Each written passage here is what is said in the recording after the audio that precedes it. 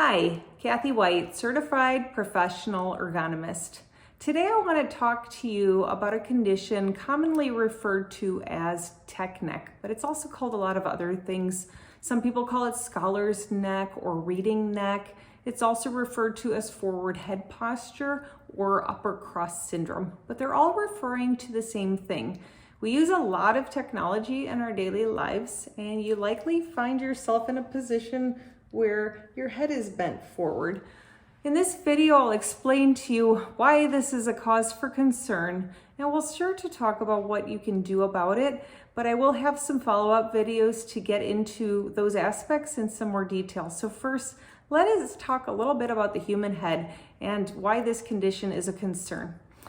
Our head weighs around 10 to 11 pounds. And if you'd like to follow this demonstration with me, you can go ahead and grab an object. I'm going to use a dumbbell that weighs 10 pounds. I'm going to move to the side so I can demonstrate for you what's happening when our head bends forward.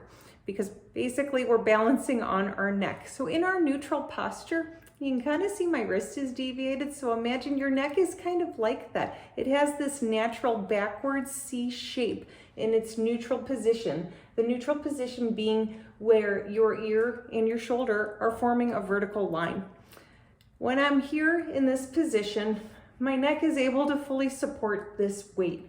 Now what happens as you bend your neck forward, and I'm going to try to demonstrate, and if you have this 10-pound weight, you're going to find this is getting really difficult on your forearm muscles to hold. You can see the wrist has actually straightened out, but there's this distance. And if you go back to your physics class, you might remember the lever arm effect that's occurring right now for me.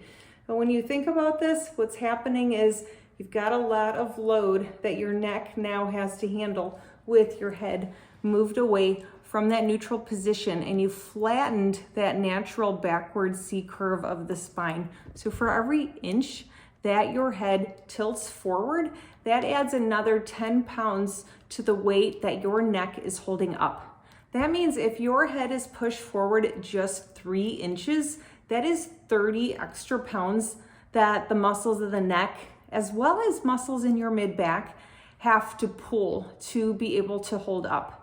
This risk increases with duration. So go ahead and think about how much time you spend looking at your phone, even reading a book, staring at your laptop computer screen or any other desktop type of computer screen.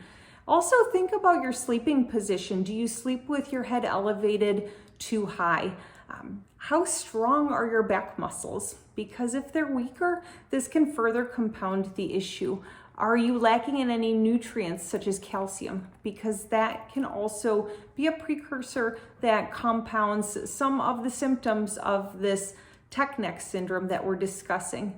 You might find that you're experiencing things like headaches, increased blood pressure, osteoarthritis, herniated discs, or pinched nerves. A lot of your whole body can suffer when you don't have good posture. So what can you do around this?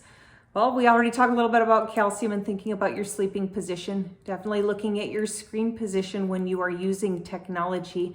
Also, you could try to incorporate some mobility movements throughout your day, some strengthening exercises for that upper back, some stretches to remind yourself to pull back and keep yourself in that neutral position. And of course, if you can reduce the amount of time you spend on some of this technology, that can help knock down that risk factor for you as well. Again, there will be some more videos that get into more detail to help you identify some specific controls, and we'll share some of these stretches and strengthening exercises that you can use to help combat the effects of tech neck. Thanks for taking the time to listen today.